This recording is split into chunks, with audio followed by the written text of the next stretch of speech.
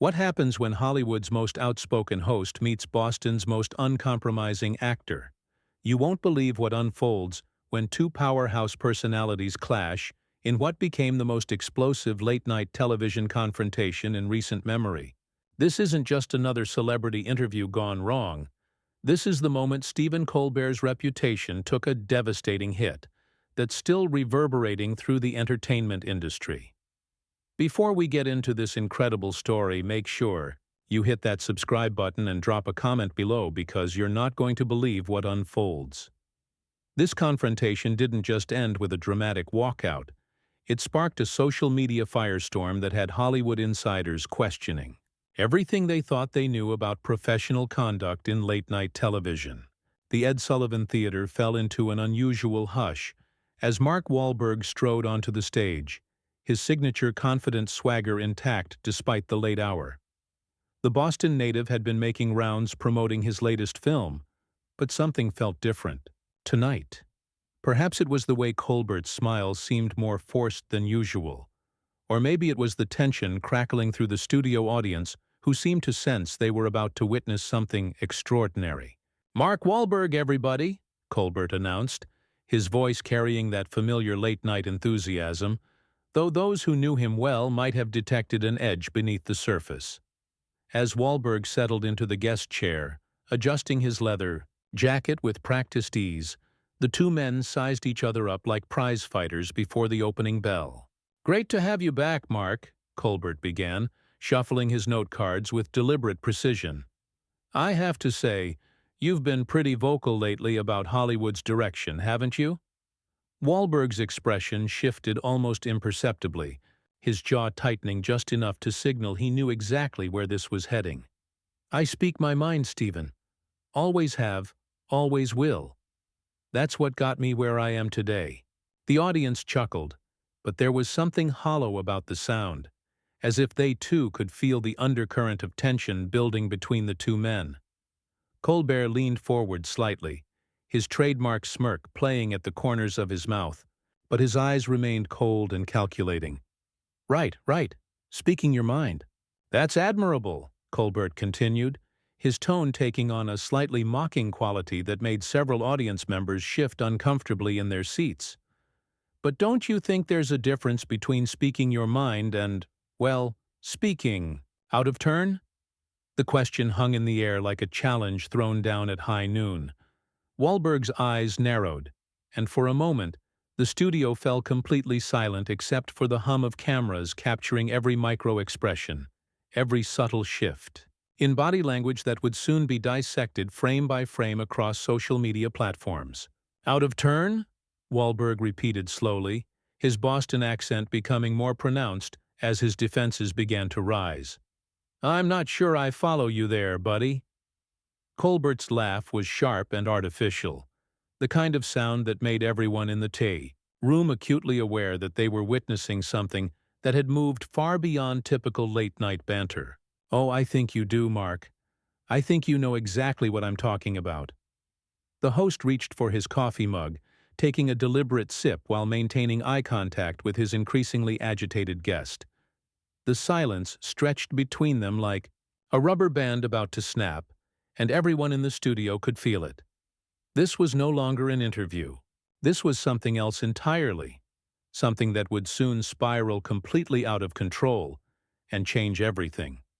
Wahlberg leaned back in his chair, crossing his arms in a defensive posture that sent a clear message to everyone watching. "Look, Stephen, I don't know what game you're playing here, but I came on your show to talk about my movie, not to get lectured by someone who's never stepped foot on a real film set." The words hit like a slap across Colbert's face, and his carefully constructed television persona began to crack.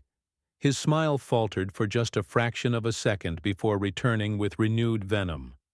"Never stepped foot on a real film set?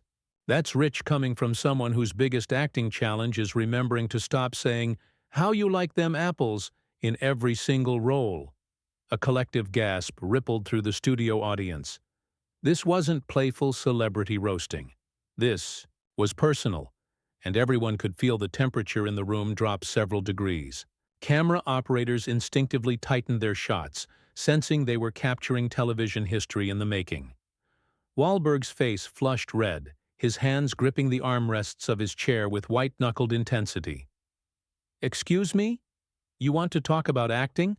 At least when I'm on screen, people aren't wondering if I'm going to break character and start ranting about politics every 5 minutes." "Oh, that's perfect," Colbert shot back, his voice rising with each word. "The guy who made a career out of playing the same tough guy from Southie is giving me acting advice.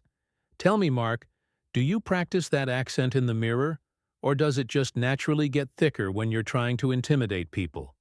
The insult hung in the air like toxic. Smoke and several audience members began to murmur uncomfortably. This had moved far beyond anything resembling entertainment.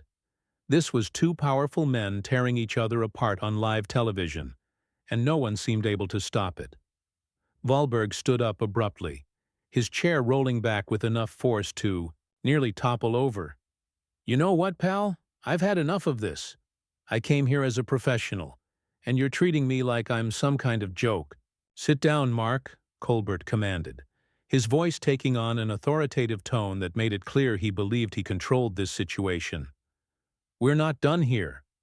But Wahlberg remained standing, his entire body radiating barely contained fury. "The hell we're not.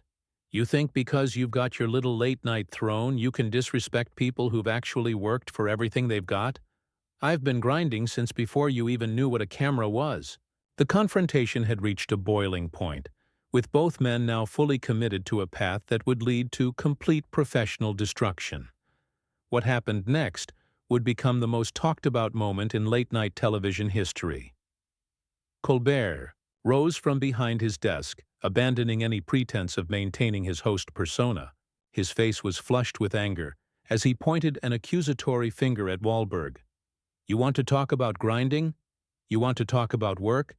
I've been doing this for over 2 decades while you were still trying to figure out how to pronounce your lines without sounding like you just crawled out of a Dunkin' Donuts." The audience sat in stunned silence, some covering their mouths in shock, others pulling out their phones to capture what was rapidly becoming a career-ending meltdown. The studio crew exchanged panicked glances, unsure whether to keep rolling or cut to commercial. But the raw magnetism of the disaster unfolding before them kept every camera trained on the two combatants. Wahlberg took a step closer to the desk, his voice dropping to a dangerous whisper that somehow carried more menace than any shout. "You know what your problem is, Stephen. You think you're some kind of intellectual, some sophisticated commentator.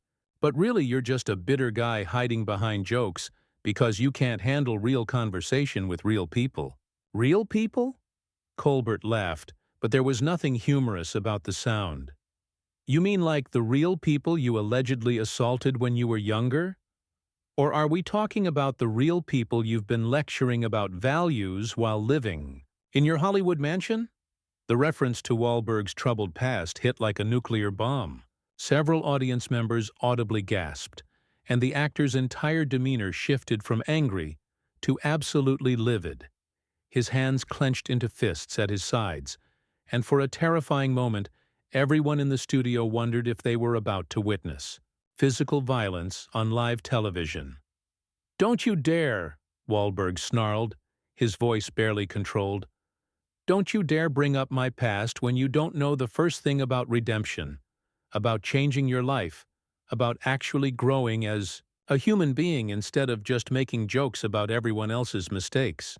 Colbert seemed to realize he had crossed a line, but instead of backing down, he doubled down with the reckless abandon of someone who had already committed to mutual destruction. "Oh, please, spare me the redemption speech. You think a few charities, donations, and some Catholic guilt wash away everything? You think playing tough guys in movies makes you some kind of working-class hero?" The insult was calculated and devastating, designed to hit Wahlberg where it would hurt most, his sense of authenticity, and his genuine efforts to overcome his past.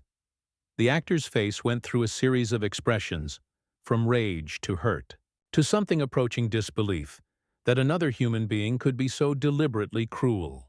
"You sick piece of garbage," Wahlberg said quietly, his voice carrying more venom than any scream. You sit there in your ivory tower, making millions off other people's pain, and you have the nerve to judge me? At least I own my mistakes. At least I don't hide behind a fake smile and pretend to care about people while I'm tearing them down for entertainment. The studio had become a powder keg, and everyone present knew they were witnessing something that would be replayed and analyzed. For years to come, this wasn't just a celebrity feud. This was two men exposing the absolute worst in each other, and the carnage was only beginning. Colbert's producer frantically gestured from the wings, but the host was beyond caring about professional consequences. His years of carefully crafted liberal commentary had devolved into personal attacks that revealed an uglier side of his personality that viewers had never seen before. You know what, Mark? You're right about one thing. I do make millions. And you know why? Because I'm actually talented. I don't need to rely on my tough guy image to sell tickets to brain-dead action movies. The words seemed to physically strike Wahlberg, who stumbled back a step as if he'd been punched. But instead of retreating, something snapped inside him, and he found his voice with devastating clarity. Talented? You call sitting behind a desk making fun of people talent? You're nothing but a glorified bully with a television show. At least my movies entertain people without making them feel like garbage about themselves. Entertainment? Colbert scoffed, his voice dripping with contempt. Is that what we're calling your last 5 box office disasters? Tell me, how does it feel to know that your career peaked when you were playing a supporting character to a teddy bear? The reference to Ted was clearly intended to humiliate, and it worked. Wahlberg's face contorted with rage as he realized Colbert had come prepared for this character assassination. You miserable coward! You think you're clever with your prepared insults? You think tearing me down makes you look smart? But Colbert wasn't finished. He had crossed the point of no return and seemed determined to inflict maximum damage. Smart? Mark, I graduated from Northwestern. I've written books. I've won awards for actual intellectual achievement. What have you done besides convince people that dropping out of school and getting into trouble makes you authentic? The attack on Wahlberg's education and background was the final straw. The actor's entire body tensed, as if he were preparing to launch himself across the desk, and several crew members instinctively moved closer, ready to intervene if the situation turned physical. You elitist piece of trash! Wahlberg snarled. You think your fancy degree makes you better than people who actually work for a living? You think looking down on working-class people makes you sophisticated? Working class? Colbert laughed maniacally. Mark, you haven't been working class since the Clinton administration. You live in Beverly Hills and make $20 million a picture. Don't insult actual working people by pretending you're still one of them. The hypocrisy accusation hit its mark, and Wahlberg's voice became deadly quiet. At least I remember where I came from. At least I don't pretend to care about regular people while I'm making jokes about their struggles. You're everything that's wrong with Hollywood. Nay, fake, condescending, and completely out of touch. The tension in the room had reached unbearable levels. Audience members were openly uncomfortable, some standing as if preparing to leave, while others remained transfixed by the spectacular destruction of 2 careers happening before their eyes. The cameras continued rolling, capturing every venomous word, every expression of mutual hatred that would soon be dissected across every media platform in existence. What nobody realized was that this was just the prelude to the most shocking moment yet to come. Colbert, emboldened by what he perceived as dominance in the exchange, made the fatal mistake of pushing even further. You know what, Mark? Maybe it's time someone told you the truth. Your tough guy act is tired. Your movies are formulaic garbage. And frankly, Hollywood would be better off without another mediocre actor pretending to be something he's not. The words hung in the air like a death sentence. For a moment, complete silence engulfed the studio as everyone processed what they had just heard. Colbert had essentially told a guest on his own show that the entertainment industry would be better without him. It was unprecedented, unprofessional, and utterly devastating. Wahlberg's response was swift and final. He walked directly up to Colbert's desk, placed both hands on the surface, and leaned in close enough that their faces were mere inches apart. When he spoke, his voice was controlled, but carried the weight of absolute finality. "Stephen, I've been in this business long enough to know when someone shows me who they really are. Tonight, you've shown everyone watching that you're not a host, you're not a comedian, and you're certainly not a decent human being. You're just a bitter, small man who gets off on humiliating people for applause." Colbert tried to interject, but Wahlberg held up a hand that silenced him completely. "I'm not finished.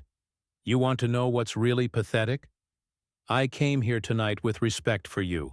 I watched your show, I prepared thoughtful answers, and I was ready to have a real conversation.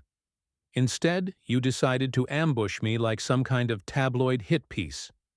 The actor straightened up, adjusting his jacket with deliberate precision. "But here's the thing, Stephen. You can attack my movies, you can mock my accent, you can even bring up my past. But when you suggest that the world would be better without me, you've crossed a line that you can never uncross." The studio audience was completely silent now, hanging on every word of what had become less of an interview and more of a public reckoning. Wahlberg turned to address them directly, his voice carrying across the theater with perfect clarity. "Ladies and gentlemen, I apologize that you had to witness this. You came here for entertainment, and instead you got to see what happens when someone in a position of power decides to abuse that power for their own twisted satisfaction." He turned back to Colbert, who sat frozen behind his desk, finally seeming to understand the magnitude of what he had unleashed. "And you, Stephen, you've just made the biggest mistake of your career. You think you can treat people like garbage and hide behind your writers and your producers and your network? You're about to find out how wrong you are." With that, Wahlberg removed his microphone, dropped it on Colbert's desk with a loud thud that echoed through the stunned studio, and walked toward the exit. But before disappearing through the curtain, he turned back one final time. "By the way, your ratings are about to tank worse than your reputation. Good luck explaining this disaster to your bosses."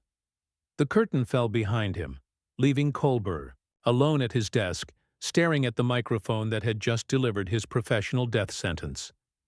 The audience sat in shocked silence before erupting into confused murmurs and scattered applause.